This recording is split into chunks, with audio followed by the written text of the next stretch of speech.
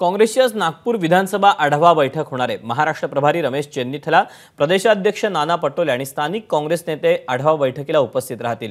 नागपूर शहरातील 6 विधानसभा मतदारसंघाचा काँग्रेस नेत्यांकडून आढावा घेतला जाईल। नागपूर शहरातील सर्वच 6 विधानसभा मतदारसंघावर काँग्रेसने दावा केलाय, तर शरद पवारांच्या राष्ट्रवादीने आणि ठाकरेंच्या शिवसेनेने शहरातील 2 विधानसभा मतदारसंघावर दावा केलेला आहे। अपडेट जाणून घेत रजत वशिष्ठ आपल्या सोबत आहे। रजत, नागपूरमध्ये विधानसभा मतदारसंघाचा काँग्रेसकडून आढावा घेतला जाणार आहे, त्यासोबतच महाराष्ट्र प्रभारी आणि प्रदेशाध्यक्ष यांच्या उपस्थितीत पार पडणाऱ्या बैठकीला किती महत्त्व प्राप्त झालंय? दीपक, नक्कीच काँग्रेससाठी नागपूर नेहमीच आव्हानात्मक राहिलेला आहे, कारण नागपूरमध्ये काँग्रेस गेले अनेक वर्ष सर्व 6 मतदारसंघात निवडणूक लढत आलेली आहे आणि यंदा मित्रपक्षांनी 2 जागांवर दावा केल्यामुळे यंदा काय निर्णय होते याकडे लक्ष आहे। मात्र काँग्रेसचे कार्यकर्ते सर्व 6 मतदारसंघासाठी आग्रही आहे।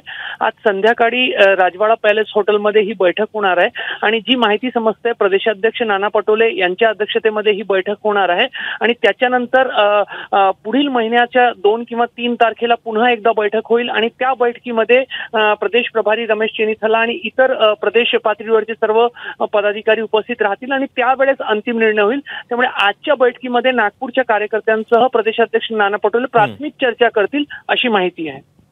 रजत, धन्यवाद दिलेल्या सविस्तर माहितीबद्दल। एबीपी माझा, उघडा डोळे बघा नीट।